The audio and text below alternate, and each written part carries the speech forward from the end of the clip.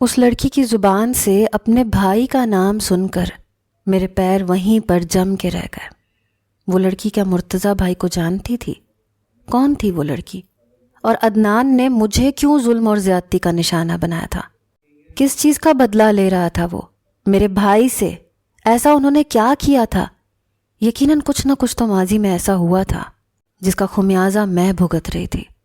وہ لڑکی کمرے میں چیخ رہی تھی، ہر چیز کو تہس نہس کر رہی تھی، لڑ رہی تھی، کہہ رہی تھی تم نے میری زندگی برباد کر دی مرتضیٰ، تم نے میرے ساتھ ایسا کیوں کیا؟ میں نے کھڑکی میں سے ذرا سا جھانک کر دیکھا تو عدنان نے اس لڑکی کو اپنے دونوں بازوؤں میں جکڑ رکھا تھا اور وہ اپنا آپ اس سے چھڑوا رہی تھی، اسے مار رہی تھی۔ عدنان کہنے لگا ہوش میں آؤ، ہوش میں آؤ ماریا، یہ میں ہوں عدنان۔ وہ بار بار اسے اپنا نام بتا کر ہوش میں لانے کی کوشش کر رہا تھا، لیکن وہ لڑکی ہذیانی سی کیفیت میں تھی، دیوانی تھی یا پاگل تھی، جو بھی تھی، لیکن نارمل نہیں تھی۔ اس کے بعد عدنان نے سائڈ ٹیبل پر رکھے ایک انجیکشن کو بڑی مشکل سے ہاتھ میں پکڑا، کیونکہ وہ اس قدر دیوانوں کی طرح سے ریئیکٹ کر رہی تھی کہ ایک مرد ہوتے ہوئے بھی عدنان کا اسے ایک ہاتھ سے سنبھالنا مشکل ہو رہا تھا۔ اس نے وہ ٹیبل پر رکھا انجیکشن لیا اور اس لڑکی کے بازو میں لگا دیا۔ وہ لڑکی کچھ ہی دیر میں بے ہوش ہو گئی اور عدنان کی باہوں میں وہ بالکل بے جان سی ہو گئی۔ عدنان نے اسے گود میں لیا اور پھر بیڈ پر لٹا دیا، پھر اس کے بالوں کو سہلانے لگا، اس کا ہاتھ پکڑ کر چومنے لگا، کہنے لگا نہیں چھوڑوں گا تمہارے دشمن کو، اس کا وہ حال کر دوں گا کہ نہ وہ زندوں میں شمار ہوگا نہ مردوں میں اس کی ایک بہت قیمتی چیز لے چکا ہوں، جو اس نے تمہارے ساتھ کیا میں اس سے کئی گناہ بڑھ کر اس کی بہن کے ساتھ کروں گا، پاگل کر دوں گا اسے، وہ اپنے منہ سے موت کی دعا مانگے گی۔ یہ باتیں سن کر تو میرا دل بیٹھنے لگا، میں فوراً سے وہاں سے پیچھے ہٹ گئی، واپس اپنے کمرے میں آ کر بیٹھ گئی۔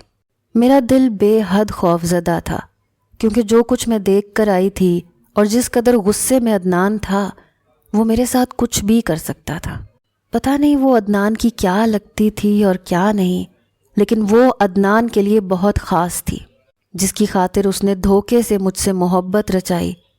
میری آنکھوں سے آنسو بہہ رہے تھے۔ میں سوچ بھی نہیں سکتی تھی کہ محبت کرنے والا میرا بھائی، جس نے آج تک کبھی کسی کو اپنی ذات سے تکلیف نہیں پہنچائی، بھلا وہ کیسے کسی لڑکی کے ساتھ ظلم کر سکتا ہے کہ وہ پاگل ہو جائے۔ میرے لیے یہ بات ناقابل یقین تھی۔ مرتضیٰ بھائی کیا ایسے تھے؟ نہیں، جب سے میں نے ہوش سنبھالا تھا ان کو ہمیشہ محبت لٹاتے ہوئے دیکھا تھا۔ وہ ایسا ظلم نہیں کر سکتے۔ میں نہیں مان سکتی، میں مان ہی نہیں سکتی۔ میں ابھی انہی سوچوں میں گم تھی جب کمرے کا دروازہ کھلا۔ عدنان غصے سے کمرے میں داخل ہوا۔ میری تو جان یوں تھی کہ اب نکلی کہ تب نکلی۔ میں فوراً سے کھڑی ہو گئی، کمرے سے باہر جانے لگی۔ عدنان نے بڑی زور سے میرا بازو پکڑا، مجھے اپنے مقابل کھڑا کیا، کہنے لگا کہاں جا رہی ہو تم؟ میں نے کہا میں کچن میں جا رہی ہوں، کھانے کی تیاری کرنی ہے۔ میرے چہرے کی بدحواسی کو دیکھ کر اس نے کمرے کا دروازہ بند کیا، کہنے لگا آج تم کمرے سے باہر نہیں نکلو گی، کھانا چاچا رحمان خود بنا لیں گے۔ پھر کہنے لگا جاؤ میرے لیے تیار ہو کر آؤ۔ اس کی بات کا مطلب جان کر میرا دل زور زور سے دھڑکنے لگا۔ اگر میں ذرا بھی احتجاج کرتی تو پتہ نہیں وہ میرا کیا حشر کرتا، اس لیے میں جلدی سے الماری میں سے کپڑے نکال کر تیار ہونے لگی۔ لیکن وہ مجھے بڑے غور سے دیکھ رہا تھا، اس کی نظریں مجھے اس قدر الجھا رہی تھیں کہ میں بیان نہیں کر سکتی۔ میرے ہاتھ کانپ رہے تھے، ٹھیک سے میک اپ نہیں ہو پا رہا تھا۔ بڑی مشکل سے میں نے بس لپسٹک لگائی، آنکھوں میں کالے رنگ کا کاجل لگایا۔ کچھ دیر بعد عدنان اٹھ کر میرے پاس آ گیا۔ میرا جسم اس وقت برف کی مانند ٹھنڈا ہو رہا تھا، کپ کپاہٹ طاری تھی۔ اس نے مجھے ڈریسنگ ٹیبل کے سامنے سے کھڑا کیا، میرے بالوں کو کیچر سے آزاد کیا۔ میرے لمبے گھنے بال کمر تک جھولنے لگے۔ اس کے بعد اس نے چاچا رحمان کو آواز دینا شروع کر دی۔ کچھ ہی دیر میں وہ کمرے میں آ گئے، کہنے لگے ٹائیگر کو کمرے میں چھوڑ کر جائیں۔ یہ سن کر چاچا رحمان کہنے لگے ٹائیگر؟ بیٹے وہ تو بہت خطرناک کتا ہے، کیوں بلا رہے ہو اسے یہاں پر؟ کمرے میں اس کا کیا کام ہے؟ اس بات پر عدنان نے سخت لہجے میں ان سے کہا، چاچا رحمان، آپ سے جو کہہ رہا ہوں بس آپ وہ کیا کریں، سوال مت کیا کریں۔ سوال جواب کی اجازت میں نے کسی کو نہیں دی۔ ٹائیگر کو میرے کمرے میں لے کر آئیں۔ ٹائیگر شاید اس کے کسی کتے کا نام تھا۔ میں نہیں جانتی تھی کہ وہ کمرے میں اپنے کتے کو کیوں بلا رہا تھا۔ کچھ ہی دیر کے بعد ایک اونچا لمبا کتا کمرے میں آیا۔ اسے دیکھ کر میں بے حد خوف زدہ ہوئی، بالکل عدنان کے پہلو سے جا لگی، اور ایسا پہلی بار ہوا تھا کہ میں خود سے اس کے قریب گئی تھی، کیونکہ اس وقت کتے کے خوف سے مجھے بس وہی ایک پناہ گاہ لگ رہی تھی۔ رحمان چاچا نے اس کتے کو زنجیر سے پکڑ رکھا تھا، وہ پھر بھی عدنان کی طرف لپک رہا تھا۔ عدنان نے کہا، آپ اسے چھوڑ دیں اور کمرے کا دروازہ بند کر دیں۔ یہ سن کر مجھے اور بھی ڈر لگنے لگا۔ وہ اس کتے کو کمرے میں رکھ رہا تھا۔ میں تو سمجھ رہی تھی کہ شاید وہ اس کتے کو لے کر کمرے سے باہر نکل جائے گا۔ کمرے کا دروازہ بند ہو چکا تھا۔ میری جان اس وقت نکلی جب عدنان نے اس کے گلے سے زنجیر کا پٹا اتارا اور پھر اسے آزاد چھوڑ دیا۔ خود جا کر صوفے پر بیٹھ گیا۔ میں فوراً سے اس کے پاس آئی۔ عدنان کہنے لگا، تم یہاں نہیں آؤ گی، تم سامنے کھڑی ہو جاؤ۔ آج تمہارے ساتھ جو کچھ کرے گا وہ میرا ٹائیگر کرے گا۔ یہ سن کر مجھے لگا جیسے میری جان نکل جائے گی یا آج مجھ پر موت واقع ہو جائے گی۔ میں اسے حیرت سے دیکھ رہی تھی۔ میں نے کہا، یہ آپ کیا کہہ رہے ہیں؟ کہنے لگا، ایسا کیا کہہ رہا ہوں، آخر میرے ٹائیگر کا بھی تو دل ہے، اس کو بھی خوبصورت لڑکیاں بڑی اچھی لگتی ہیں، کیا حرج ہے اگر آج تم اس کتے کا دل بہلا دو۔ یہ سن کر میں رونے لگی، عدنان کے سامنے ہاتھ جوڑنے لگی۔ میں نے کہا، مجھے کتوں سے بہت ڈر لگتا ہے، خدا کے لیے اس کتے کو کمرے سے باہر بھیج دو، تم جو کہو گے، جیسے کہو گے میں کروں گی۔ کہنے لگا، کہہ تو رہا ہوں، آج تم اس کتے کا دل بہلاؤ، اس سے محبت کرو، اور اگر تم نے ایسا نہیں کیا تو یہ کتا تمہیں چیڑ پھاڑ کے رکھ دے گا، کیونکہ جب اس کی خواہش پوری نہ ہو تو یہ کچھ بھی کر جاتا ہے۔ یہ سن کر میرا رنگ پیلا پڑ گیا۔ میں نے کہا، عدنان میرے ساتھ ایسا کیوں کر رہے ہیں، میرا کیا قصور ہے؟ کہنے لگا، سب قصور تمہارا ہے، تمہارا قصور سب سے بڑا یہ ہے کہ تم مرتضیٰ کی بہن ہو، اور یہ قصور بہت بڑا ہے، اتنا بڑا کہ تم سوچ بھی نہیں سکتی۔ یہ کہہ کر وہ صوفے سے کھڑا ہوا، میرا ہاتھ پکڑا اور مجھے اس کتے کے پاس پھینک دیا۔ میں چلانے لگی، کہنے لگا، ٹائیگر اس لڑکی کو میرے پاس مت آنے دینا۔ وہ کتا یوں سر ہلا رہا تھا جیسے اسے پتا ہو کہ اس کا مالک اسے کیا کہہ رہا ہے۔ مجھے کتے کے حوالے کر کے وہ دوبارہ صوفے پر بیٹھ گیا۔ اس نے اپنا موبائل آن کیا اور میری ویڈیو بنانے لگا۔ موبائل کا اسپیکر تک آن تھا۔ مجھ سے کہنے لگا، اس وقت تمہارا بھائی آن لائن ہے، اسے کہو تمہیں آ کر اس کتے سے بچا لے۔ اسپیکر پر مجھے مرتضیٰ بھائی کی آواز آنے لگی۔ وہ کتا میری جانب اپنے قدم بڑھانے لگا۔ میں چیخنے چلانے لگی، کہنے لگی، عدنان خدا کے لیے ایسے مت کرو، اس کتے کو مجھ سے پیچھے کرو۔ لیکن وہ کتا میری جانب بڑھ رہا تھا۔ میں چلانے لگی، مجھے مرتضیٰ بھائی کی آواز آ رہی تھی، کہہ رہے تھے، عدنان خدا کے لیے میری بہن کو چھوڑ دو، یہ سب مت کرو، تمہیں کیا چاہیے مجھے بتاؤ، پیسہ چاہیے، کتنا پیسہ چاہیے مجھے بتاؤ، میں تمہیں دے دوں گا، میں اپنا آپ بیچ کر تمہیں دے دوں گا، لیکن ثنا کو کچھ مت کہو۔ میں چلا رہی تھی کہ مرتضیٰ بھائی مجھے بچا لیں، یہ کتا مجھے کھا جائے گا، میں مر جاؤں گی، یہ شخص بہت ظالم ہے۔ وہ کتا جیسے ہی میری طرف آیا میں چلانے لگی۔ وہ میرے پیٹ پر بیٹھ چکا تھا، مجھے لگا میرا سانس رک جائے گا۔ میں اس طرح سے خوفزدہ تھی کہ اس کے آگے ہاتھ جوڑنے لگی، کہنے لگی کہ خدا کے لیے مجھ سے پیچھے ہٹ جاؤ۔ پورے کمرے میں مرتضیٰ بھائی کے چلانے کی آواز آ رہی تھی، کہہ رہے تھے، عدنان اگر میری بہن کو کچھ بھی ہوا میں تمہیں زندہ نہیں چھوڑوں گا۔ عدنان نے فون بند کر دیا، اپنے کتے کو کہنے لگا، ٹائیگر اسے چھوڑ دو۔ یہ سنتے ہی کتا فوراً سے پیچھے ہٹ گیا۔ میں خوف سے بری طرح سے کانپ رہی تھی، مجھے لگ رہا تھا کہ ابھی بھی وہ کتا میرے اوپر ہی بیٹھا ہے۔ عدنان صوفے سے اٹھ کر آیا، اس نے کمرے کا دروازہ کھول دیا، کہنے لگا، ٹائیگر اب تم اپنے کمرے میں جا سکتے ہو۔ وہ کتا دم ہلاتا ہوا کمرے سے باہر نکل گیا۔ دھیرے دھیرے قدم اٹھاتا وہ میری طرف آیا۔ میں اس وقت زمین پر لیٹی ہوئی تھی، بری طرح سے گھبرائی ہوئی تھی۔ خوف کے مارے میری آنکھوں سے آنسو بہہ رہے تھے، آواز تک گم ہو چکی تھی۔ اس نے اپنا ہاتھ میری طرف بڑھایا۔ اسے لگا شاید میں اس کا ہاتھ تھام کر اٹھنے کی کوشش کروں گی، لیکن میں اپنے دونوں ہاتھ اپنے چہرے پر رکھ کر پھوٹ پھوٹ کر رونے لگی۔ میں نے کہا ایسے کرو، مجھے جان سے مار ڈالو۔ میری بات پر وہ ہنسنے لگا، کہنے لگا اتنی آسان موت تھوڑی دوں گا تمہیں۔ میں نے کہا میں جانتی ہوں تم اس لڑکی کی خاطر یہ سب کر رہے ہو، میں نہیں جانتی اس لڑکی کے ساتھ کیا ہوا ہے، لیکن میں جانتی ہوں تم اسی کا بدلہ مجھ سے لے رہے ہو۔ شاید ماضی میں میرے بھائی نے اس کے ساتھ کچھ کیا تھا، اگر ایسا کچھ بھی ہے بھی تو میں قصوروار نہیں ہوں۔ میری بات سن کر وہ میرے قریب آ گیا، مجھے بازو سے پکڑ کر اس نے مجھے اپنے مقابل کھڑا کیا، پھر میری آنکھوں میں دیکھتے ہوئے کہنے لگا میری جاسوسی کرتی ہو تم؟ اگر آئندہ تم مجھے اس کے کمرے کے آس پاس بھی نظر آئی تو یاد رکھنا اپنے ٹائیگر سے ہم بستری کرواؤں گا تمہاری، اور تم جانتی ہو کہ میں جو کہتا ہوں کر کے دکھاتا ہوں۔ یہ سن کر تو میں اندر تک کانپ کے رہ گئی۔ میں نے کہا تم میرے بھائی کو تکلیف دینا چاہتے ہو نا، ایسا کرو مجھے مار ڈالو، خدا کی قسم وہ ساری زندگی تڑپ تڑپ کر جیتا رہے گا، لیکن میں یہ اذیتیں نہیں سہ سکتی۔ میں نے اس کے دونوں ہاتھ پکڑے اور اپنے گلے پر رکھ کر دبانے لگی۔ میں نے کہا مار ڈالو مجھے، میرے بھائی کے لیے یہ بہت بڑی سزا ہے، وہ جیتے جی مر جائے گا۔ تم یہی چاہتے ہو نا کہ میرے بھائی کو تکلیف دو، اسے پل پل کی موت دو، تم مجھے مار ڈالو۔ میں نے اس کا ہاتھ اپنے گلے پر رکھ کر زور سے دبایا۔ ایک جھٹکے سے اس نے اپنے ہاتھ پیچھے کیے، کہنے لگا ساری عمر پڑی ہے تمہارے رونے کے لیے، جاؤ کچن میں جاؤ، جا کر کھانا بناؤ۔ میرے ٹائیگر کو اگر وقت پر کھانا نہ ملے تو وہ پاگل ہو جاتا ہے، اور پھر اس کا علاج ایک خوبصورت لڑکی کی تنہائی ہوتی ہے، اور اس گھر میں تمہارے سوا اور کوئی نہیں جو کتے کے غصے کو ٹھنڈا کر سکے۔ چلو چھوڑو، جا کر کھانا بناؤ۔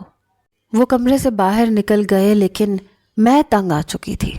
جیسے ہی میں کچن میں داخل ہوئی، سامنے رحمان چاچا پیاز کاٹ رہے تھے۔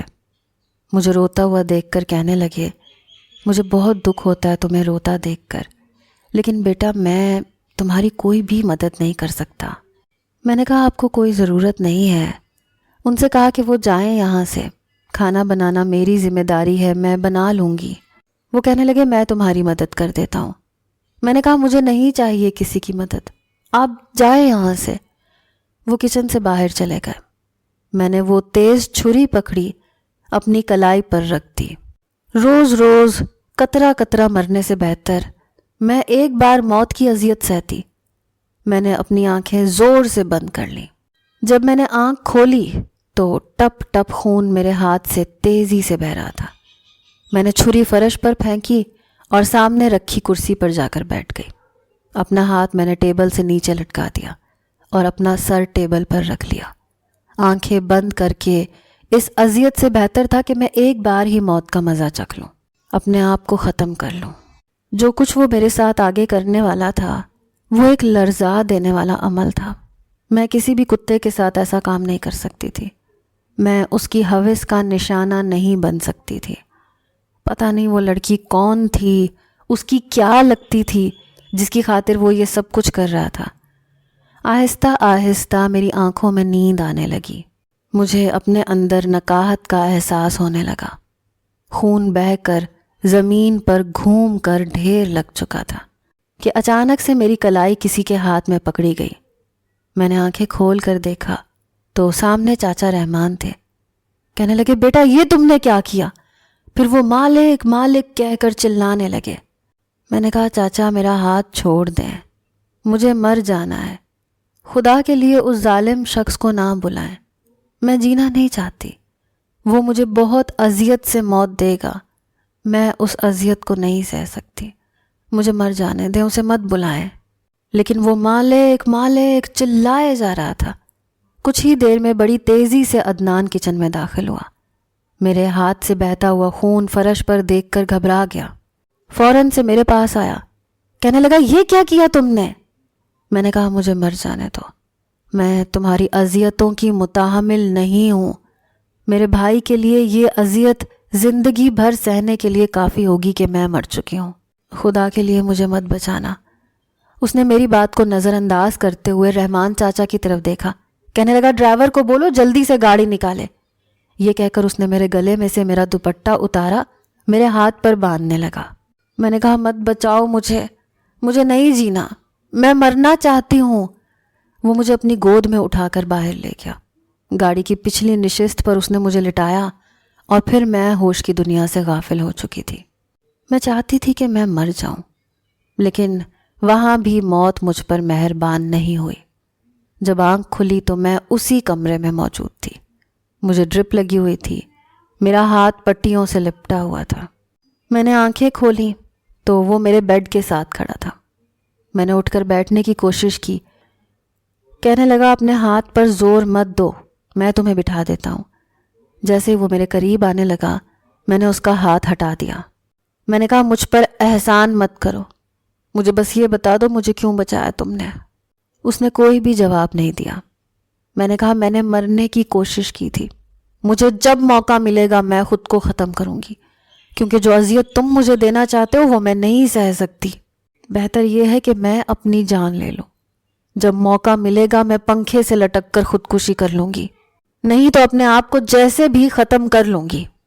عدنان کہنے لگا تمہیں دوبارہ ایسا موقع نہیں دوں گا، ایک بار تمہیں چھوٹ دے دی، ہر بار نہیں دوں گا۔ یہ کہہ کر اس نے رحمان چاچا کو آواز دی۔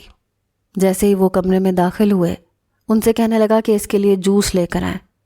میں نے کہا میں کوئی جوس نہیں پیوں گی۔ یہ سن کر رحمان چاچا وہیں کھڑے ہو گئے۔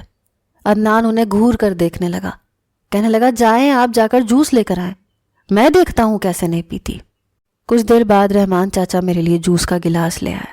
عدنان نے گلاس پکڑا، میرے ہونٹوں کے قریب کر دیا، کہنے لگا جوس پیو اور میں انکار نہیں سنوں گا۔ آنسو بہاتے ہوئے میں نے وہ جوس پیا۔ 2-3 دن وہ مجھے اپنے ہاتھ سے ہی کھانا کھلاتا رہا، مجھے کچھ نہیں کہا، مجھے میڈیسن بھی دے رہا تھا۔ کبھی کبھی تو اس کا رویہ مجھے حیران کر دیتا تھا، ایسے لگتا تھا اس سے اچھا انسان کوئی دنیا میں ہے ہی نہیں، اور کبھی کبھی ایسے لگتا تھا کہ جیسے اس جیسا برا انسان اس دنیا میں کوئی نہیں ہے۔ ہر چیز اس نے اتروا دی یا باہر نکلوا دی جس سے بھی میں خودکشی کر سکتی تھی۔ کمرے میں اے سی لگا ہوا تھا، پنکھا اتر چکا تھا، کوئی بھی شیشے کا پرفیوم نہیں تھا، نہ شیشے کے گلدان تھے، کمرہ بالکل خالی تھا، سوائے بیڈ اور فرنیچر کے علاوہ کچھ نہیں تھا۔ رات کو میں خوف سے اٹھ کر بیٹھ جاتی تھی، آنکھیں بند کرتی تھی تو لگتا تھا وہ کتا ابھی بھی میرے اوپر بیٹھا ہے، مجھے غرا کر دیکھ رہا ہے، قریب ہو رہا ہے۔ مجھے شروع سے ہی کتوں سے ڈر لگتا تھا، اس لیے میں بہت ڈر رہی تھی۔ 3 دن سے وہ صوفے پر سو رہا تھا، لیکن رات کو میرے پاس بیڈ پر آ کر سو گیا۔ میں دوائیوں کے زیر اثر نیند میں تھی جب مجھے پھر سے کتے کا خواب آیا۔ میں چلا کر اٹھ بیٹھی، خوف کے مارے میرا دل زور زور سے دھڑک رہا تھا۔ کمرے میں بہت اندھیرا تھا۔ میں نے کہا خدا کے لیے مجھ سے پیچھے رہو، مجھے تم سے بہت ڈر لگتا ہے، دیکھو مجھے کتوں سے بہت ڈر لگتا ہے، مجھے کچھ مت کہنا، مجھے مت کاٹنا، پلیز ٹائیگر جاؤ یہاں سے، میرے پاس مت آنا۔ یہ سن کر میرا بازو عدنان نے پکڑ کر بہت زور سے اپنی جانب کھینچا۔ میں اس کے سینے سے جا لگی، اس نے مجھے اپنی باہوں میں لے لیا، کہنے لگا نہیں، یہاں کوئی بھی کتا نہیں ہے اور آئندہ میں کبھی ٹائیگر کو تمہارے پاس نہیں لاؤں گا۔ یہ کہہ کر اس نے مجھے اپنے آپ میں سمیٹ لیا۔ پہلی بار ایسا ہوا کہ میں نے اپنا چہرہ اس کے اندر کہیں چھپایا تھا، خود میں اس کے قریب ہو گئی تھی۔ شاید کتے کا خوف مجھ پر کچھ زیادہ ہی سوار ہو چکا تھا۔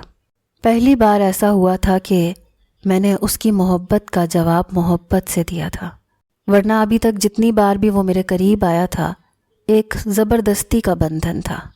لیکن آج نہ جانے مجھے کیا ہوا، شاید فطری سا رشتہ تھا، انسانی اختیار سے بالکل باہر تھا۔ میں بھی اس کی محبت میں ڈوب سی گئی۔ صبح جب میری آنکھ کھلی تو میں نے اس کو اپنی جانب دیکھتے ہوئے پایا۔ اس بار اس کی آنکھوں میں میرے لیے نہ نفرت تھی، نہ غصہ تھا، نہ ہوس تھی، نہ جنون، نہ بدلے کی آگ، کچھ اور تھا۔ جب میری نظروں کا تصادم اس سے ہوا تو وہ فوراً سے نظریں بدل گیا، میرے بالوں کو سہلانے لگا۔ پتہ نہیں اسے کیا سوچا، اس نے میرے ماتھے پر بوسہ دیا، پھر اٹھ کر کمرے سے باہر نکل گیا۔ میرے ہاتھ پر اب بھی پٹی بندھی ہوئی تھی۔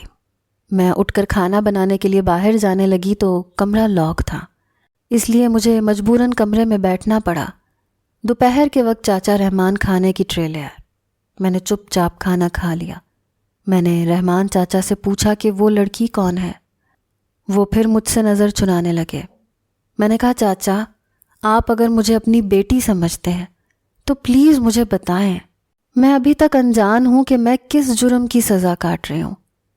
جس حقیقت سے انہوں نے مجھے آگاہ کیا، میں حیران سی ہو گئی۔ وہ کہنے لگے کہ اصل میں وہ عدنان کی چھوٹی بہن ہے، اس کے ساتھ ایک نوجوان نے محبت کی، اس کے ساتھ گناہ کیا، اسے برباد کر کے سمندر کے کنارے پر پھینک گیا۔ عدنان اپنی بہن کو پہلے سے ہی ڈھونڈ رہا تھا۔ جیسے ہی اسے پتہ چلا کہ سمندر کے کنارے ایک لڑکی نیم مردہ حالت میں ملی ہے، وہ بھاگتا ہوا وہاں پہنچا۔ جب اس نے دیکھا کہ اس کی بہن ہے تو اسے اپنی آنکھوں پر یقین نہیں ہوا۔ بہت بری حالت میں تھی وہ۔ عدنان اسے لے کر ہسپتال چلا گیا۔ اس کے ساتھ بہت برے طریقے سے جنسی زیادتی کی گئی تھی، اور اتنی بار کی گئی تھی کہ وہ لڑکی اب کسی قابل نہیں رہی۔ عدنان نے بہت چاہا کہ وہ اسے بتائے کہ کس نے اس کے ساتھ یہ ظلم اور زیادتی کی ہے، لیکن وہ چپ چاپ دیواروں کو گھورتی رہتی تھی۔ اوپر چھت کے چلتے ہوئے پنکھے کو دیکھ کر ایک دم چلانے لگتی، پاگل ہونے لگتی، لیکن کسی کا نام نہیں لیتی تھی۔ دیواروں سے بھی خوف کھاتی تھی، کہتی تھی وہ میرے پاس آ جائے گا، وہ میرے کپڑے پھاڑ دے گا، وہ انسان نہیں ہے، وہ جلاد ہے۔ عدنان اسے بیرون ملک لے گیا، اس کا بہت علاج کروایا، بس اسے اتنا فرق پڑا کہ وہ اس شخص کا نام لینے لگی تھی، لیکن اس کا ذہنی توازن بہت خراب ہو چکا ہے۔ جو بات اس نے مجھے بتائی تھی وہ ایک ادھوری بات تھی، لیکن میں نے یہ محسوس کیا تھا کہ عدنان کا رویہ مجھ سے بدل چکا تھا۔ دوبارہ اس نے میرے ساتھ کوئی بھی زیادتی نہیں کی۔ چند روز سے میں محسوس کر رہی تھی کہ وہ مجھے دیکھتے ہی نظریں چرانے لگتا تھا۔ پتہ نہیں اس کی نظروں میں ایسا کیا تھا کہ اب مجھے اس کی نظروں سے خوف نہیں آتا تھا۔ اب وہ مجھے کچن میں جا کر کھانا پکانے کے لیے بھی نہیں کہتا تھا، اس کے کچن میں مجھے جانے ہی نہیں دیتا تھا، کمرہ بھی لاک کرنا چھوڑ دیا تھا۔ ایک بار مجھے کہنے لگا کہ باغیچے میں شام کو بہت اچھا موسم ہوتا ہے، تم چاہو تو باہر جانا چاہو تو۔ اس نے نظر چراتے ہوئے کہا اور پھر کمرے سے باہر جانے لگا۔ میں نے کہا مجھ پر اتنی عنایت کیوں کر رہے ہو؟ اس نے کوئی بھی جواب نہیں دیا، کمرے سے باہر نکل گیا۔ میرے پاس کرنے کے لیے کوئی کام نہیں تھا، اس لیے میں بھی اپنے کمرے سے باہر نکلی، کچھ دیر باغیچے میں ٹہلتی رہی۔ جب واپس اپنے کمرے میں آنے لگی تو مجھے اس لڑکی کا خیال آنے لگا۔ میں خاموشی سے اس کے کمرے کے پاس آ گئی، کیونکہ اس وقت عدنان گھر پر نہیں تھا، گاڑی لے کر کہیں باہر گیا تھا۔ میں اس لڑکی کے کمرے میں آ گئی، وہ بیڈ پر سو رہی تھی۔ میں نے آہستہ سے کمرے کا دروازہ کھولا تو دروازہ کھل گیا۔ وہ سو رہی تھی، میں اس کے پاس آ کر بیٹھ گئی۔ بے حد خوبصورت لڑکی تھی، لیکن اس کی عمر 28-29 کے لگ بھگ تھی۔ کچھ دیر میں اس کے ستے ہوئے چہرے کو دیکھتی رہی۔ اچانک سے اس کی آنکھ کھلی۔ جیسے ہی اس کی آنکھ کھلی، مجھے دیکھ کر وہ فوراً ڈر کر پیچھے ہٹ کر بیٹھ گئی۔ سائڈ پہ رکھا اپنا دوپٹہ اس نے اپنے اوپر لے لیا۔ کہنے لگی کون ہو تم؟ میں نے کہا تم ماریا ہو نا؟ کہنے لگی ہاں میں ماریا ہوں، تم کون ہو؟ دیکھو مجھے کچھ مت کہنا، میرا کوئی قصور نہیں ہے، میں نے تمہارا کچھ نہیں بگاڑا، مجھ سے دور رہو۔ یہ کہنے کے فوراً بعد وہ بیڈ سے نیچے اتر گئی اور ایک دیوار کے ساتھ جا کر لگ گئی۔ میں یہ دیکھ کر گھبرا سی گئی۔ میں نے سوچا کہ مجھے اس سے پیار سے بات کرنی چاہیے، اس سے پوچھنا چاہیے کہ اس کے ساتھ کیا مسئلہ ہے۔ میں اس کے قریب آ گئی، اس کا ہاتھ پکڑا۔ میں نے کہا میں تمہیں کوئی نقصان نہیں دوں گی، دیکھو میں بالکل تمہاری طرح ہوں، میں تمہیں کچھ نہیں کہہ رہی، میں تمہاری بہت اچھی دوست ہوں، ادھر آؤ میرے پاس بیٹھو۔ لیکن وہ مجھ سے ہاتھ چھڑوانے لگی۔ کمرے میں اس وقت ایسا کچھ بھی نہیں تھا جس کو پکڑ کر وہ زمین پر پھینک سکتی۔ وہ دائیں بائیں جانب دیکھ رہی تھی کہ کوئی چیز اس کے ہاتھ لگے۔ پھر اسے سامنے رکھا ہوا کلاک نظر آیا جو کہ کافی بھاری تھا۔ اس نے وہ اپنے ہاتھ میں پکڑ لیا اور کھینچ کے میرے سر پر دے مارا۔ ایک دل خراش چیخ میرے منہ سے برآمد ہوئی۔ میرے ماتھے پر وہ کلاک بہت زور سے لگا تھا۔ یہ دیکھ کر اس لڑکی کی بھی رنگت اڑ گئی۔ میرے ماتھے سے خون دیکھ کر وہ زور زور سے چلانے لگی، پھر میرے پاس آ کر میرا گلا دبانے لگی، پھر کہنے لگی میں تمہیں جان سے مار ڈالوں گی، تم یہاں پر کیوں آئے ہو، تم میرے کمرے میں کیوں آئے ہو، اب تم میرے کپڑے پھاڑو گے، مجھے مارو گے، میرے بال کھینچو گے، جلتا ہوا سگریٹ میرے ہونٹوں پر لگاؤ گے، مجھے شراب پلاؤ گے، مجھے نشے کے ٹیکے لگاؤ گے اور پھر مجھے نوچو گے۔ وہ میرا گلا دبا رہی تھی۔ میں دونوں ہاتھوں سے اپنا گلا چھڑوا رہی تھی کہ اچانک سے کمرے کا دروازہ کھلا۔ سامنے عدنان کھڑا تھا۔ مجھے ماریا کے کمرے میں دیکھ کر وہ فوراً سے اس کے پاس آیا، کہنے لگا ماریا چھوڑو اسے، لیکن وہ میرا گلا دبا رہی تھی۔ میرا سانس گھٹنے لگا، میں بری طرح سے کھانس رہی تھی، لیکن وہ میرا گلا چھوڑنے کو تیار ہی نہ تھی، پوری قوت سے دبا رہی تھی۔ بڑی مشکل سے عدنان نے اس کے ہاتھوں میں سے میرا گلا چھڑوایا۔ وہ عدنان کو مارنے لگی، اس کے سینے پر مکے مارنے لگی، کہنے لگی دور ہٹ جاؤ ورنہ میں تمہیں بھی مار ڈالوں گی۔ اس نے رحمان چاچا سے کہا جلدی سے انجیکشن بھر کر دیں۔ پھر اس نے اپنی بہن کو اپنے دونوں ہاتھوں میں جکڑ لیا۔ اس نے پوری قوت سے جکڑ رکھا تھا کہ وہ ہل نہ سکے۔ رحمان چاچا نے انجیکشن بھرا، لا کر عدنان کے ہاتھ میں دیا۔ عدنان نے اپنی بہن کے بازو میں انجیکشن گھونپا تھا۔ کچھ دیر بعد وہ بے ہوش ہو چکی تھی۔ اسے بیڈ پر لٹانے کے بعد عدنان نے میرا بازو پکڑا، مجھے کمرے سے باہر لا کر میرے کمرے میں لے جا کر مجھے بیڈ پر دھکیلا تھا۔ کہنے لگا کیا کرنے گئی تھی تم اس کے کمرے میں؟ تم جانتی ہو نا کہ وہ ذہنی مریض ہے، اگر میں وقت پر نہ پہنچتا تو وہ تمہیں جان سے مار ڈالتی۔ وہ بہت غصے میں تھا۔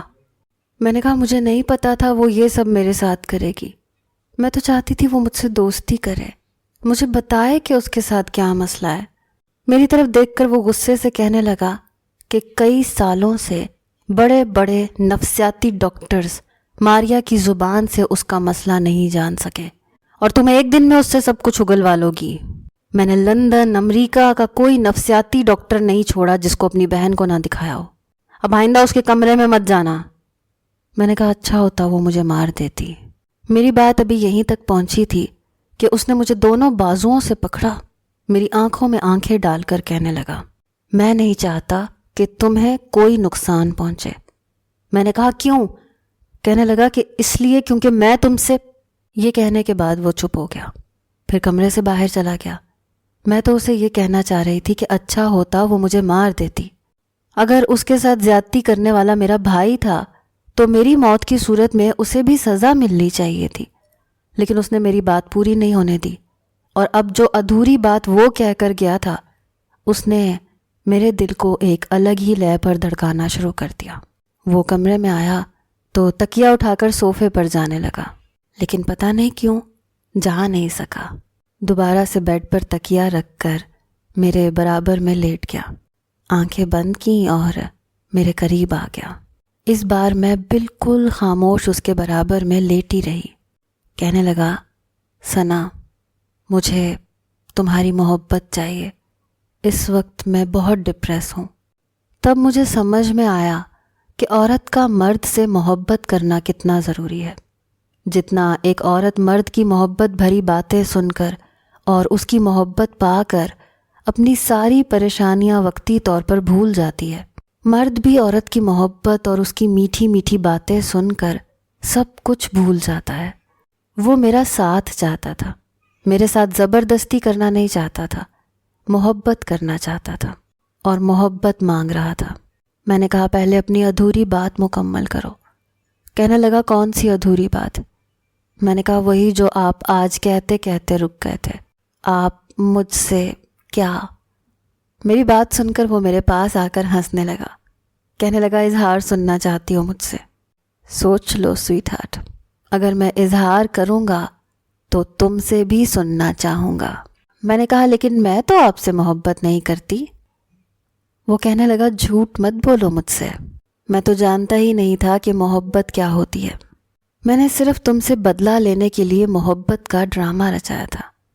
بدلہ لینے کے لیے تم سے نکاح کیا تھا، تمہیں یہاں لے کر آ گیا، تم سے ہر رشتہ زبردستی چھینا، لیکن محبت کیا ہوتی ہے یہ تم نے مجھے بتایا، نکاح کا اصل مقصد کیا ہوتا ہے یہ میں نے تم سے جانا ہے۔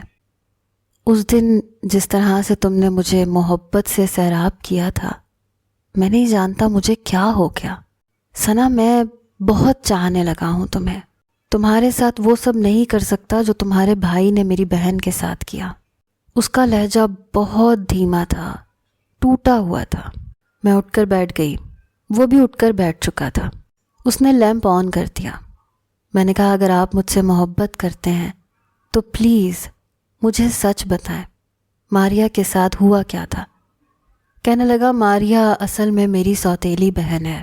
میرے والد نے ایک شادی لندن میں کی تھی، ایک انگریز خاتون سے انہوں نے نکاح کیا تھا۔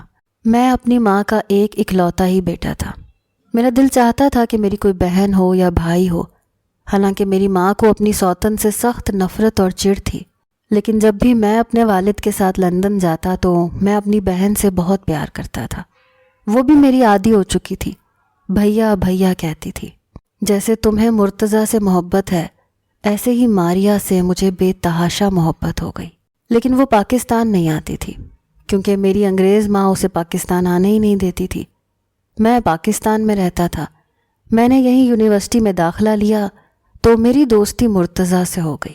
مجھے تمہارے بھائی کا مزاج بہت اچھا لگتا تھا، ہر وقت ہنسنے والا، مسکرانے والا، پیار اور محبت بکھیرنے والا۔ لیکن یہ شاید اس کا ایک روپ تھا، دوسرا روپ بہت بھیانک تھا جو کہ ماریا نے دیکھا۔ وہ کہنے لگا کہ ماریا مجھ سے بس 4 یا 5 سال ہی چھوٹی ہوگی۔ میں روز اس سے باتیں کرتا تھا۔ دوسری طرف میری دوستی مرتضیٰ سے بھی بہت گہری ہو چکی تھی۔ اکثر وہ میرے گھر بھی آ جا کرتا تھا، کیونکہ میں گھر میں اکیلا ہی ہوتا تھا۔ میری والدہ گاؤں میں ہوتی تھیں اور میرے والد کبھی شہر میں، کبھی گاؤں میں، کبھی لندن میں۔ میرا بھی لندن میں آنا جانا لگا رہتا تھا۔ بہرحال میری انگریز والدہ کینسر کے مرض میں مبتلا ہو گئی اور بہت جلد اس جہان فانی سے گزر گئی۔ اس کے بعد ماریا کو میرے والد پاکستان لے آئے۔ میں نے اپنا تعلیمی سلسلہ ادھورا چھوڑا کیونکہ میرے والد کہنے لگے کہ وہاں پر انہیں میری ضرورت ہے۔ ماریا کو وہ گاؤں میں نہیں چھوڑ سکتے تھے کیونکہ میری والدہ اسے پسند نہیں کرتی تھی اور پھر اسے اپنی تعلیمی سلسلے کو بھی جاری رکھنا تھا۔ اس لیے ماریا نے میری ہی یونیورسٹی میں داخلہ لے لیا۔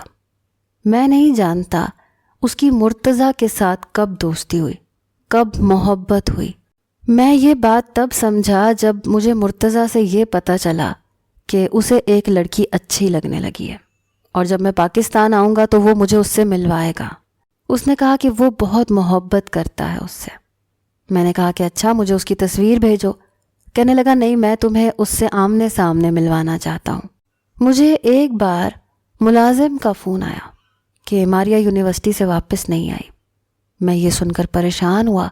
میں نے کہا یہ آپ کیا کہہ رہے ہیں؟ اس وقت تو پاکستان میں رات ہو چکی ہوگی۔ وہ ملازم کہنے لگا کہ ہم تو پہلے اسے ڈھونڈتے رہے، اس کی دوستوں سے بھی رابطہ کیا، میرے والد بھی گاؤں سے آ چکے تھے، ماریا کو ڈھونڈتے رہے، میں بھی لندن سے پاکستان آ گیا، لیکن وہ نہیں ملی۔ اور پھر ایک بار پولیس نے مجھے ایک ایسی لڑکی کے بارے میں بتایا جو سمندر کے کنارے نیم مردہ حالت میں ملی۔ جب میں وہاں پہنچا تو وہ ماریا تھی۔ اسے دیکھ کر میرے اندر آگ سی لگ گئی۔ میں سوچ چکا تھا کہ میری بہن کے ساتھ جس نے یہ سب کچھ کیا ہے اسے چھوڑوں گا نہیں۔ میرے والد سے ماریا کا صدمہ برداشت نہیں ہوا۔ اس کی حالت دیکھ کر میرے والد کو ہارٹ اٹیک ہوا اور وہ وہیں دم توڑ گئے۔ میں تو صدموں کے غموں میں آ چکا تھا۔ میری بہن کو کیا ہوا، کس نے اس کے ساتھ یہ ظلم کیا؟ وہ ذہنی طور پر پاگل ہو چکی تھی، بہت گمسم رہتی تھی، کچھ نہیں بولتی تھی، مجھ سے بھی ڈرتی تھی۔ میں اسے واپس لے کر لندن گیا، بہت ڈاکٹروں سے اس کا علاج کروایا، لیکن وہ کچھ بولتی ہی نہیں تھی، کچھ نہیں بتاتی تھی، بس ہر چیز سے ڈرتی تھی، سائے سے ڈرتی تھی، ہوا کے جھونکے سے بھی خوف کھاتی تھی، چیزیں اٹھا کر مارتی تھی، کبھی خود کو کبھی دیوار پر مارنے لگتی۔ بڑی مشکل سے اس کو سنبھالا جاتا تھا۔ اسی دوران میری والدہ کا بھی انتقال ہو گیا۔ میں چند دن کے لیے آیا تھا، اپنی والدہ کو سپرد خاک کر کے واپس لندن چلا گیا تھا۔ کیونکہ مجھے ماریا کی فکر تھی۔ ایک بار میں نے ایک بہت بڑے سائیکیٹرسٹ کو ماریا کی کنڈیشن بتائی، ماریا کو دکھایا بھی۔ پہلی بار اس نے جب نام لیا تو وہ نام سن کر میرے ہوش اڑ گئے۔ اس نے کہا کہ مرتضیٰ پلیز میرے قریب مت آؤ، میرے ساتھ یہ سب مت کرو۔ جب میں نے مرتضیٰ کا نام سنا تو میں اپنے ہوش کھو بیٹھا۔ ماریا کو پاکستان آئے کافی سال بیت چکے تھے۔ میں نے ماریا کو اس حویلی کے اس کمرے میں بند کیا، یہاں اس کا علاج بھی چلتا رہا۔ سب سے پہلے میں مرتضیٰ سے رابطہ کیا۔ وہ مجھے ریسٹورنٹ میں ملنے آیا، بہت خوش تھا۔ میں نے اس سے پوچھا کہ جس سے تم محبت کرتے تھے کیا تم نے اس سے شادی کر لی؟ تو میری بات سن کر وہ گھبرا سا گیا، کہنے لگا نہیں، وہ لڑکی مر چکی ہے۔ یہ سن کر میں چپ سا ہو گیا۔ میں نے کہا چلو یہ بتا دو کہ لڑکی تھی کون؟ اس نے گہری سانس لی اور اپنے موبائل سے ایک تصویر مجھے دکھائی۔ جانتی ہو وہ تصویر کس کی تھی؟ وہ ماریا کی تھی۔ یہ دیکھ کر میں حیران رہ گیا، کیونکہ مرتضیٰ یہ نہیں جانتا تھا کہ وہ میری بہن ہے۔ میں نے اس کے بعد جان بوجھ کر اس کے ساتھ پہلے جیسے تعلقات قائم کیے، کیونکہ میں جانتا تھا کہ اس کی ایک چھوٹی بہن ہے اور وہ اس سے بے تحاشا محبت کرتا ہے۔ وہ کئی بار مجھ سے تمہارا ذکر کر چکا تھا، اس لیے میں نے اس کے ساتھ تعلق بڑھا لیا، پہلے کی طرح اس سے ملنے جلنے لگا، اپنے گھر میں دعوت کا اہتمام کیا، تم سب لوگوں کو بلایا۔ پہلی بار جب میں نے تمہیں دیکھا تو میرا جی چاہا میں تمہیں وہیں مار کے رکھ دوں۔ بڑے تحمل سے میں نے وقت گزارا، تم سے محبت کی باتیں کی، حالانکہ مجھے تم سے محبت نہیں تھی۔ پہلے میں نے سوچا تھا کہ تمہیں بھی ویسے ہی برباد کر کے چھوڑ دوں گا جیسے مرتضیٰ نے کیا تھا، لیکن پھر نہ جانے مجھے کیا سوجی۔ بارش والے دن تمہارے قریب آنے سے پہلے میں نے ایک میسج مرتضیٰ کو کیا تھا کہ اگر اپنی بہن کو دیکھنا ہے تو آ کر میرے بستر پر دیکھ لو۔ بس میرا یہ میسج کرنا تھا کہ وہ پہنچ گیا، اور اس کے بعد میں نفرت میں کیا کیا کچھ کرتا رہا، لیکن تمہاری قربت نے میرے سارے بنے بنائے پلان پر پانی پھیر کے رکھ دیا۔ پتہ نہیں تمہاری اس ایک رات کی رفاقت نے مجھ پر ایسا کیا جادو کیا کہ میں چاہ کر بھی تم سے بدلہ نہیں لے سکا۔ اس کی ساری بات سن کر میں نے کہا، آپ نے ایک بار بھائی سے تصدیق کرنے کی کوشش نہیں کی؟ کہنے لگا کیا تصدیق کروں؟ تمہیں میری بہن کی حالت نظر نہیں آ رہی؟ تمہیں ابھی بھی لگتا ہے کہ تمہارا بھائی بے قصور ہے؟ میں نے کہا کبھی کبھی آنکھوں دیکھا سچ نہیں ہوتا۔ میں جانتی ہوں کہ ماریا کے ساتھ جو کچھ ہوا بہت برا ہوا، لیکن میں اتنا بھی جانتی ہوں کہ میرا بھائی اتنا بے درد نہیں ہو سکتا، اتنا وحشی درندہ نہیں ہو سکتا۔ آپ جانتے ہیں میرا بھائی اب بھی ماریا سے محبت کرتا ہے۔ میں نہیں جانتی تھی کہ وہ ماریا کون ہے، بس اتنا پتا تھا کہ وہ کسی لڑکی سے محبت کرتا تھا، اور اتنی محبت کرتا ہے کہ اس نے ابھی تک شادی نہیں کی۔ اماں بار بار کہتی تھیں کہ تم اس کے قتل کے ذمہ دار نہیں ہو، وہ ایک حادثہ تھا، وہ حادثے کا شکار ہوئی، وہ مر چکی ہے، تم کیوں اپنی زندگی کو اس کے نام پہ گزار رہے ہو؟ اور بھائی کہتا تھا کہ آپ نہیں جانتی اماں، وہ میرے لیے کیا تھی، وہ سب کے لیے مر چکی ہے لیکن میرے لیے زندہ ہے۔ اس کے ساتھ گزاری گئی زندگی کے سہارے میں جی لوں گا، میں اس کے نام پر جی لوں گا۔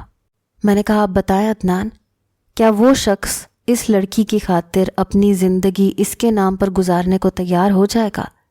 اگر وہ ایسا وحشیانہ سلوک کر سکتا تھا، ہو سکتا ہے کہ کسی اور نے کیا ہو۔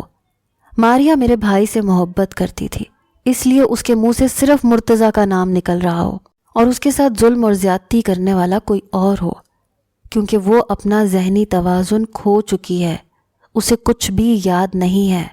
وہ آپ کو بھی مرتضیٰ سمجھتی ہے، مجھے بھی مرتضیٰ سمجھتی ہے، وہ سمجھتی ہے جو کچھ ہوا مرتضیٰ نے کیا۔ اگر وہ نارمل ہوتی آپ کو مرتضیٰ نہ کہتی۔ شاید میری بات عدنان کو سمجھ میں آ گئی۔ اگلے روز اس نے مجھے موبائل فون دیا، کہنے لگا اپنے بھائی کو یہاں بلاؤ۔ میں نے مرتضیٰ بھائی کو فون کیا۔ میری آواز سن کر وہ اس قدر خوش تھے کہ جس کی کوئی انتہا نہیں۔ کہنے لگے مجھے بتاؤ تم کہاں ہو، تم نے چھپ کر فون کیا ہے، مجھے بس ایک بار یہ بتا دو تم کس طرف ہو، میں تمہیں ابھی لینے آ جاؤں گا، میں پولیس کی مدد لوں گا، میں تمہیں خلا دلوا دوں گا۔ میں نے کہا بھائی میں آپ کو پتہ بتاتی ہوں، آپ وہاں پہنچ جائیں۔ کہنے لگے ٹھیک ہے جلدی سے بتاؤ۔ میں نے کہا لیکن آپ پولیس کو ساتھ نہیں لائیں گے، آپ اکیلے آئیں گے؟ کہنے لگے ٹھیک ہے میں اکیلا آ جاؤں گا۔ تمہیں پتہ ہے اماں کتنی بیمار ہیں، تمہیں یاد کر رہی ہیں۔ میں نے فون بند کر دیا۔ مرتضیٰ بھائی حویلی پہنچ گئے، لیکن اپنے سامنے عدنان کو دیکھ کر ان کی آنکھوں میں نفرت کے سوا کچھ نہیں تھا۔ مجھے دیکھ کر فوراً سے میرے پاس آ کر مجھے ساتھ لگایا، میرے ماتھے پر بوسہ دیا۔ مجھے بالکل ٹھیک ٹھاک دیکھ کر وہ پرسکون ہو گئے۔ میں نے کہا بھائی کیا آپ نے ماریا کے ساتھ کوئی زیادتی کی تھی؟ میری بات سن کر کہنے لگے میں نے ماریا سے محبت کی ہے، اس کے ساتھ ظلم و زیادتی نہیں کی، میں ایسا کر ہی نہیں سکتا۔ کہنے لگے وہ مجھے ہمیشہ کے لیے چھوڑ کر چلی گئی اور میں نے اس کی یادوں کو ابھی تک اپنے دل سے لگا کے رکھا ہے، لیکن اس کو سمجھ نہیں آئے گی۔ پتہ نہیں یہ کیوں اس کے ساتھ ہوئے ظلم کا ذمہ دار مجھے سمجھ رہا ہے، حالانکہ اس کے ساتھ زیادتی کرنے والا کوئی اور تھا۔ اگر وہ زندہ ہوتی تو شاید اسے سچائی بتا دیتی۔ میں تو یہ تک نہیں جانتا تھا کہ ماریا عدنان کی بہن ہے، نہ اس نے کبھی بتایا نہ اس نے کبھی ذکر کیا۔ میں نے کہا بھائی ماریا زندہ ہے۔ یہ سن کر مرتضیٰ کے چہرے پر حیرت تھی۔ کہنے لگے ثنا سچ کہہ رہی ہو؟ میں نے کہا ہاں میں سچ کہہ رہی ہوں۔ میں نے مرتضیٰ بھائی کا ہاتھ پکڑا اور ان کو ماریا کے کمرے تک لے گئی۔ جیسے ہی اس نے دروازہ کھولا، ماریا کی حالت دیکھ کر اس کی آنکھوں سے آنسو بہنے لگے۔ پہلی بار ایسا ہوا کہ ماریا مرتضیٰ کو دیکھ کر خاموشی سے دیکھنے لگی۔ نہ تو اس نے ان پر کوئی چیز پھینکنے کی کوشش کی، نہ ان سے خوف کھایا، بس اسے دیکھے جا رہی تھی، کچھ نہیں بول رہی تھی۔ مرتضیٰ بھائی اس کے پاس جا کر بیٹھ گئے۔ کہنے لگے ماریا کہاں چلی گئی تھی تم؟ وہ اب بھی چپ تھی، کچھ نہیں کہہ رہی تھی۔ اب اس نے اپنا ہاتھ آگے بڑھایا اور مرتضیٰ بھائی کے چہرے پر اپنا ہاتھ پھیرنے لگی، جیسے یقین کر رہی ہو کہ وہ سامنے بیٹھے ہیں۔ لیکن اس کے بعد اس کی طبیعت پھر سے خراب ہونے لگی، وہ ڈرنے لگی، چلانے لگی۔ جیسے ہی عدنان آیا تو مرتضیٰ نے بھی ہاتھ پیچھے کر لیے۔ کہنے لگا کیوں انجیکشن دے رہے ہو؟ وہ کہنے لگا اگر میں یہ انجیکشن نہیں لگاؤں گا تو یہ تمہیں مار ڈالے گی یا خود کو ختم کر لے گی، اس کے علاوہ میرے پاس اور کوئی راستہ نہیں ہے۔ پیچھے ہٹو۔ اس نے مرتضیٰ کو پیچھے کیا اور انجیکشن اس کے بازو پر لگا دیا۔ اس سے پہلے کہ اسے کسی پاگل پن کا دورہ پڑتا وہ بے ہوش ہو چکی تھی۔ اس کے ساتھ کیا ہوا تھا کیا نہیں یہ ہمیں تب ہی پتہ چل سکتا تھا جب ماریا ذہنی طور پر ٹھیک ہو جاتی۔ سچ سامنے آ چکا تھا، عدنان کا رویہ مجھ سے بہت اچھا ہو چکا تھا۔ بھائی نے ان سے کہا کہ وہ ان کا نکاح ماریا سے کرتے، وہ اپنی محبت سے اسے ضرور ٹھیک کر لیں گے۔ پھر ماریا کا نکاح مرتضیٰ بھائی سے کر دیا گیا۔ ناظرین یہ تو تھی میری کہانی، لیکن اگر آپ ماریا اور مرتضیٰ کی محبت بھری کہانی آگے پڑھنا چاہتے ہیں تو پھر اپنے کمنٹس میں جلدی سے لکھ کر بتائیں اس کہانی کا پارٹ 4 ہونا چاہیے یا اس کہانی کو یہی ختم ہو جانا چاہیے۔ جن کے کمنٹ زیادہ ہوں گے فیصلہ انہی کے حق میں ہوگا۔ اگلی قسط موسٹ رومانٹک بھی ہو سکتی ہے اگر آپ چاہیں تو، اس لیے جلدی جلدی کمنٹس میں لکھ کر بتائیں کہ کون کون اس کہانی کا پارٹ 4 پڑھنا چاہتا ہے اور کون یہ چاہتا ہے کہ کہانی بس یہیں تک ٹھیک ہے، اب کسی دوسری کہانی کا آغاز کیا جائے۔